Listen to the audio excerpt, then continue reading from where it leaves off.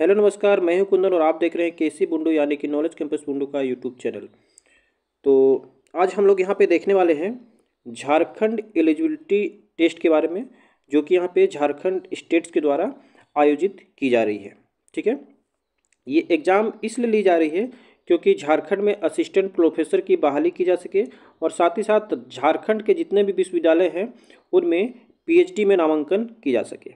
ठीक है, तो इसके लिए आप देख सकते हैं डेट यहाँ पे है 21 फरवरी 2024 को यहाँ पे शिक्षा विभाग के द्वारा यहाँ पे एक नियमावली रिलीज की गई है। ठीक है, तो उसी के मुख्य बिंदुओं को आज हम लोग यहाँ पे देखते हैं।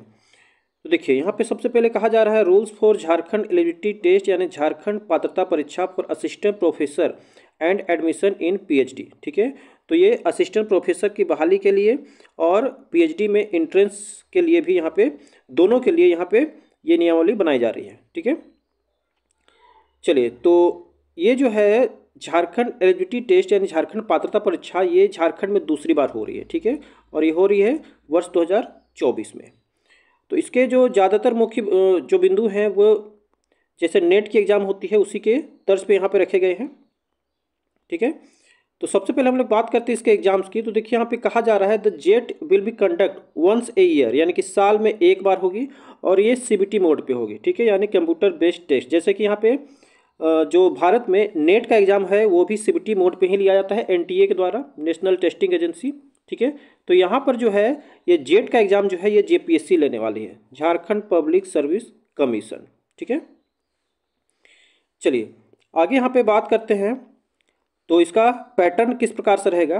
तो देखिए इसका पैटर्न के बारे में कहा जा रहा है the test will consist of 2 papers. ठीक है, both the paper will consist of objective type multiple choice question, यानी कि यहाँ पे ऑब्जेक्टिव प्रश्न रहने वाले हैं, किसी प्रकार का सब्जेक्टिव प्रश्न यहाँ पे नहीं रहेगा। ठीक है, तो ऑब्जेक्टिव क्वेश्चन देखिए किस प्रकार से रहेंगे।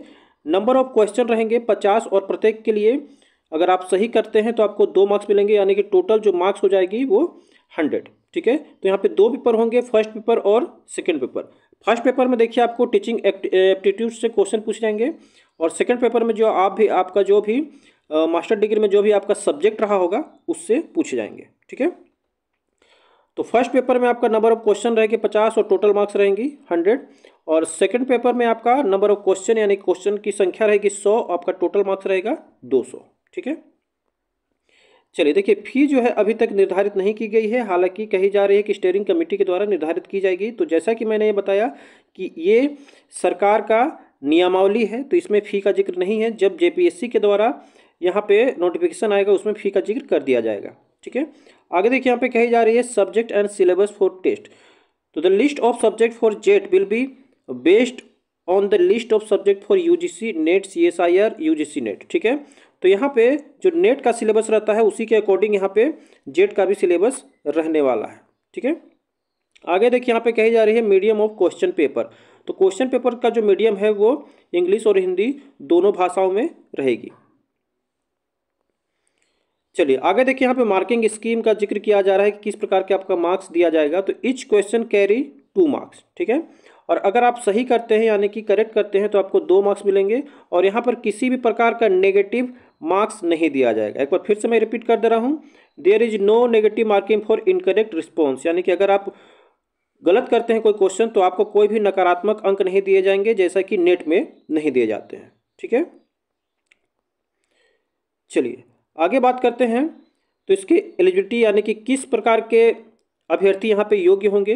तो देखिए यहाँ पे कहा जा रहा है कि मास्टर डिग्री में जो भी अनरिजर्व या फिर ईडब्ल्यूएस कैंडिडेट्स है उनके मास्टर डिग्री में 55% होने चाहिए, तो ही वो जेट एग्जाम में आवेदन कर सकते हैं। ठीक है, आगे यहाँ पे कही जा रही है BC1 BC2 या फिर ST SC कैंडिडेट जो हैं इनके जो मार्क्स है वो 50% मार्क्स होने चाहिए। ठीक है, मैं एक बार फिर से रिपीट कर रहा हूँ, जनरल और ईडब्ल्यूएस के लिए जो मिनिमम क्वालिफिकेशन रखी गई है वो मास्टर डिग्री में 55% है और उसके अलावा यहाँ पे BC1 BC2 SC ST candidates के लिए यहाँ पे 50% की योग्यता रखी गई है मास्टर डिग्री में। ठीक है,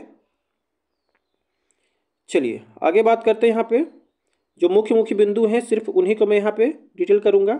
ठीक है, चलिए यहाँ पे एज रिलैक्सेशन की बात की जा रही है, तो देखिए एज लिमिट एंड रिलैक्सेशन, तो there is no upper age limit in applying for JET for assistant professor and admission in PhD, यानी कि कोई भी यहाँ पे अपर एज लिमिट नहीं रखी गई है, जैसा कि नेट एग्जाम में भी नहीं रखा जाता है उसी प्रकार से यहाँ भी नहीं रखी गई है। ठीक है, रिजर्वेशन के बारे में कहा जा रहा है, reservation policy of the government of Jharkhand as amended from time to time as applicable for JET, तो यहाँ पे झारखंड सरकार के द्वारा जो यहाँ पे रिजर्वेशन पॉलिसी का पालन किया जाता है वही यहाँ पे पालन किया जाएगा। चलिए आगे बढ़ते हैं। तो यहाँ पे बाकी तो जो है यहाँ पे एप्लीकेशन किस प्रकार से फिलअप किए जाएंगे उसका जिक्र है, तो इसके लिए बाद में मैं एक वीडियो आप लोग को बना दूंगा। हालांकि अभी तक इसके जेपीएससी के द्वारा यहाँ पे नोटिफिकेशन जारी नहीं हुई है। ठीक है, तो कुछ मुख्य बिंदु हैं कि आप आवेदन कैसे करेंगे, आप फोटो सिग्नेचर अप्लाई कैसे अपलोड करेंगे, वो सब का जिक्र किया गया है। ठीक है, तो जैसा कि मैंने बताया अभी मैं सिर्फ इम्पोर्टेंट बिंदुओं को सिर्फ यहाँ पे बताऊंगा। ठीक है, जो कि आपके एग्जाम्स के लिए इम्पोर्टेंट होंगी।